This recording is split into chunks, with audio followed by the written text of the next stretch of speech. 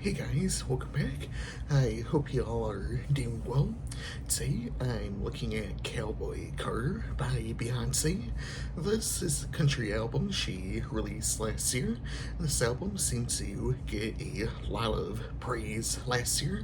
It definitely seemed to be talked about everywhere. I saw a ton of posts online just talking about the album and whatnot. I really feel a lot of people may out to be like, Beyonce did so well with this album. This is probably her best album to date. She's changing the game of country music now. I don't care how long she's been a pop artist. She's now a certified country singer since she did so damn well. Sure, I didn't mind the album myself, but I don't get all the hype behind it. I definitely feel the same. Feel the album has its moments that I enjoy, but at times I feel there are songs that just seem to be filler or just don't really pull off country to me. I feel it seems to bring in some elements that are currently popular in country music as well. Now, with all that being said, let's go ahead and hop right into it. This is her eighth studio album that was released on March 29th, 2024.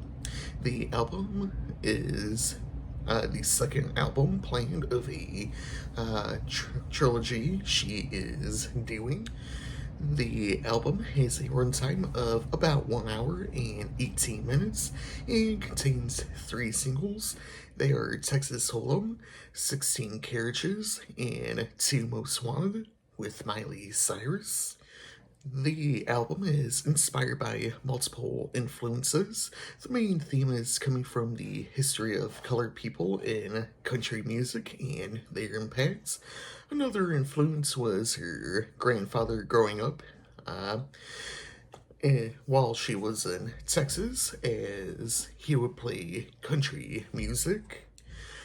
I feel one of the issues I have with this album is how it follows this trend of containing over 20 tracks with run times of 2.5 minutes or less.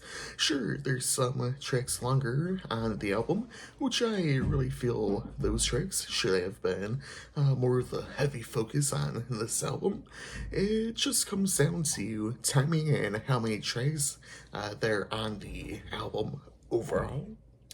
Features include Brittany Spencer, Raina Roberts, Tanner Adele, Tiara Kennedy, Remy Carter, Willie Nelson, Dolly Parton, Linda Martell, Shabuzi, Willie Jones, Miley Cyrus, and Post Malone. Now let's hop into some tracks. We start the album off with American Hurricane. I thought this was an okay track. To me, it feels a little more pop. Sure, it does have a little bit of an electronic feel to it as well, which attempts to mimic a country sound. Vocally, I thought she was alright. I feel there's more standout moments here on the album. Blackbird is the next track. The track features Brittany Spencer, Raina Roberts, Tanner Adele, and Tiara Kennedy. I wish this track were a little longer, as it's only 2 minutes and 10 seconds. I really would have liked to hear more from the featured artists on this track. I feel Beyonce was a little bit better vocally on this track and felt more present. I didn't mind the artist feature on here. I felt 16 Carriages was an alright track. To me, I feel the track comes off as more pop than anything else. I felt her vocals were alright on this track.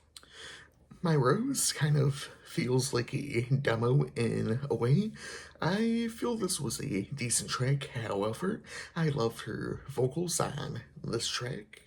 Texas Hold'em is an alright track. Sure, it feels like the modern country pop that's out there. I really wish this track would have went in a different direction with its sound. The title of the track is in reference to the poker game. Overall, I feel the track heavily references where she grew up. We have Dolly P, which is an interlude with Dolly Parton. It felt nice hearing her on this interlude. The interlude ends up flowing into a cover of Dolly Parton's song, Jolene. Jolene, I felt was an alright cover. I just felt there could have been more to make this track stand out more to me. I just felt it was one of the more generic covers I've heard of a song. I feel Daughter is one of the few tracks I kind of enjoyed on here. I feel it is a sad track, for sure, and we're not even halfway through the album at this point. I feel her vocals were decent. Lyrically, I feel the track is about trying her best to protect her loved one. Spaghetti feels more hip hop inspired as Swizz Beatz hops on for production on this track. I felt Beyonce was meh on this track as she kind of attempts to rap. I feel she ends up falling flat. I felt Shabuzi wasn't too bad on the track. I didn't mind, just for fun. The track features Willie Jones. I feel the both of them sounded decent together. To Most Wanted is the next track, and Miley Cyrus hops on this track. Honestly, it felt a little weird having, hearing Miley Cyrus hopping back on more of a country song. I felt this was one of the better tracks on the album. I loved how both of them sounded on the track, and I loved how they both went back and forth. The song also interpolates Landslide by Fleetwood Mac. Levi's Jeans was an alright track. Post Malone hops on here. I just felt it was an okay collaboration. Nothing that really made me think that this was going to go well. Yeah was an alright track. I feel it's kind of hip hop inspired as well. I didn't feel there was a whole lot that really stood out to me on this track. Oh, Louisiana feels like a demo as well. I don't really feel there's much of anything interesting about this track. Desert Eagle wasn't too bad of a track.